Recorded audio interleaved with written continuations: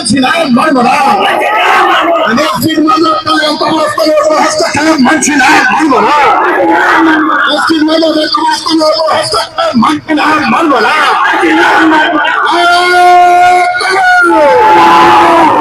বিশ্ব শান্তি, বিশ্ব শান্তি।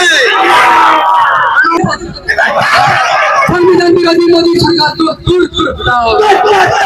संविधान विरोधी मोदी सरकार को दूर दूर हटाओ। राजनीति सत्य धर्मेर विभाजन मानছি না, মানব না। राजनीति सत्य धर्मेर विभाजन मानছি না, মানব না। संविधान लंघनकारी बीजेपी को मत चलाए, धिक धिक का। संविधान लंघनकारी बीजेपी को मत चलाए, धिक धिक का। আমাদের সরকারের কালো কানুন মানছি না, মানব না। কপিলের বিরুদ্ধে আমাদের আন্দোলন চলছেই চলবে। কপিলের বিরুদ্ধে আমাদের আন্দোলন চলছেই চলবে। আমাদের সম্পত্তি ছাড়বো না, আইন মানছি না, মানব না। আমাদের সম্পত্তি ছাড়বো না, আইন মানছি না, মানব না। আমাদের জনগণ দিচ্ছে না, কানা কানা নিপাতা। আমাদের জনগণ দিচ্ছে না, কানা কানা নিপাতা। संविधान विरोधी मोदी सरकार को दूर दूर हटाओ। संविधान विरोधी मोदी सरकार को दूर दूर हटाओ।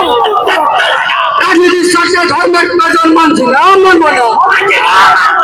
কোনো পার্টির বিরোধী নয়, আমরা কোনো রাজনৈতিক দলের বিরোধী নয়। হয়তো আমাদের ছেলেরা বলে ফেলেছে কোনো রাজনৈতিক দলের কথা। কপিলের বিরুদ্ধে আমাদের আন্দোলন চলছেই চলবে। সম্পত্তি কাটে কপিল মানছি না, মানব না। কালা আইন মানছি না, মানব না। কালা আইন মানছি না, মানব না। কপিলের বিরুদ্ধে সমস্ত মুসলিম আছে, হিন্দু মুসলিম হিন্দু মুসলিম কপিল মানছি না, মানব না। কপিল মানছি না, মানব না। কালা আইন মানছি না, মানব না। কালা আইন মানছি না, মানব না।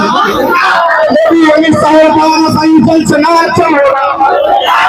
নবী অমিত সাহেব বানাসাই চলছে না, চলবে। আমার সাথে বানালে তুমি ভারত থেকে দূর হটো। আমার সাথে বানালে তুমি ভারত থেকে দূর হটো। বিজেপি হটো,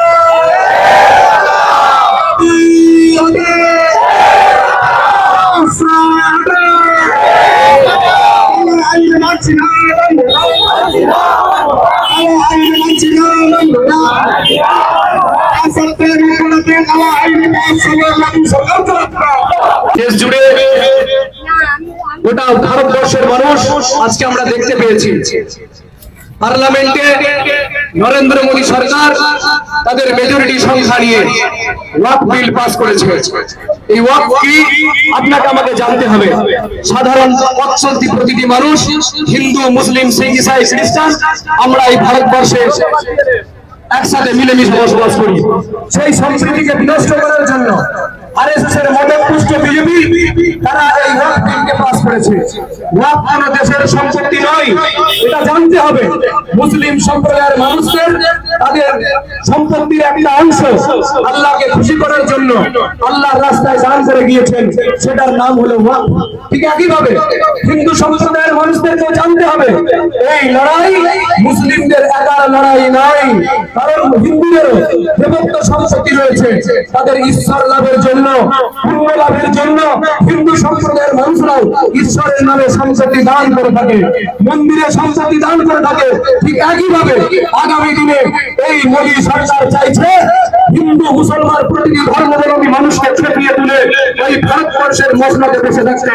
তাই প্রতিটি মানুষকে আহ্বান করবে, আপনাদেরকে জানতে হবে এই আইন শুধুমাত্র মুসলমানদের বিরুদ্ধে নয়, এই আইন হিন্দুদের বিরুদ্ধে, এই আইন বাবা সাহেব আম্বেদকরের রচিত সংবিধানের বিরুদ্ধে।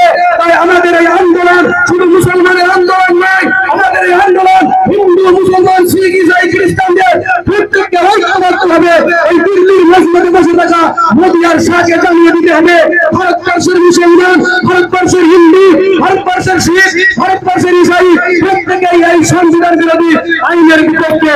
তার প্রমাণ আপনারা জানেন, পার্লামেন্টে 232 জন যদি ভোট দিয়ে থাকে বিপক্ষে, তার মধ্যে মাত্র 42 জন মুসলমান আর মেজরিটি সংখ্যা হিন্দু সম্প্রদায়ের মানুষ। আর রাস্তায় যারা নামছেন মাথায় টুপি মুখে দাঁড়িয়ে, আপনাদেরকে বলবো হিন্দু সম্প্রদায়ের মানুষকে আশ্রয় করুন, তাদেরকে নিশ্চিত করুন যে এই লড়াই শুধু মুসলমানদের লড়াই নয়, এই লড়াই বিজেপি সরকারের বিরুদ্ধে লড়াই, এই লড়াই আরএসএস এর বিরুদ্ধে লড়াই। যেই আরএসএস, যেই বিজেপি এই বাংলায় ভারতবর্ষকে খন্ড খন্ড করে দিতে চাইছে, সাম্প্রদায়িক সম্প্রীতিকে বিনষ্ট করতে চাইছে, সেই নরেন্দ্র মোদীকে আমাদেরকে বুঝিয়ে দিতে হবে হিন্দু মুসলমান ভাই ভাই, বিজেপির এই বাংলায় ঠাই নাই, আরএসএস এর এই ভারতবর্ষে ঠাই নাই।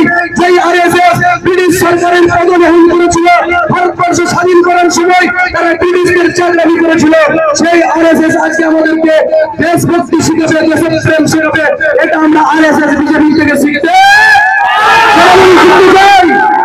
নরেন্দ্র মোদীর এই কালা কানুনের বিরুদ্ধে রাস্তায় নামতে হবে। আজকে এই খানাপুরে নেমেছেন তাজরা চৌমাথায়, আজকে এই শেষ নয়, মাসকে মাস যদি রাস্তায় থাকতে হয়, বছর পর মাস, বছরের পর বছর, আমরা এই আইন প্রত্যাহার না করা পর্যন্ত থাকতে প্রস্তুত। ভায়োলেন্স করা যাবে না। এই বলে আমি আমার বক্তব্য শেষ করছি। ভায়োলেন্স করবেন, আন্দোলনটা আমাদের সীমিত করে দেওয়া হবে। আরএসএস চাইছে কিছু মাথায় টুপি পরিয়ে এই মিছিলের মধ্যে প্রবেশ করিয়ে মুর্শিদাবাদের জঙ্গির সংসদগঞ্জ থেকে শুরু করে ঢাকা বাংলা আন্দোলন থেকে শুরু করে ভায়োলেন্স তৈরি করতে চাইবে। আপনি আমি সম্প্রীতির বাংলা ভারতবর্ষ মুসলমান হিসেবে শান্তি বজায় রাখবো। লড়াইটা দীর্ঘমেয়াদী করতে হবে, তাই কোন রকমের চক্রান্তে পা দিবেন না। আরএসএস এর মানুষের ভিতরে ঢুকে থাকতে পারে, যদি বলে চালিয়ে দাও, পুড়িয়ে দাও, তাদের কথায় কর্ণপাত করবেন না। আগামীকাল হরিণখোলা থেকে মায়াপুর পর্যন্ত সকাল 8টায় এক বৃহৎ মিছিল রয়েছে, সেই মিছিলে আপনারা যোগদান করুন। বিকালে কলকাতার শিয়ালদা থেকে ধর্মতলায় আরেকটি মিছিল আছে, সেই মিছিলে আপনারা যোগদান করুন। এই বলে আমি শেষ করছি। আমরা মানছি না, মানবো না, মোদী এবং অমিত শাহের তামাশাহি মানছি না, মানবো না। জয় হিন্দ, জয় হিন্দ, সংবিধান জিন্দাবাদ, বাবা সাহেব জিন্দাবাদ, ভারত জিন্দাবাদ, ভারত দেশে জিন্দাবাদ,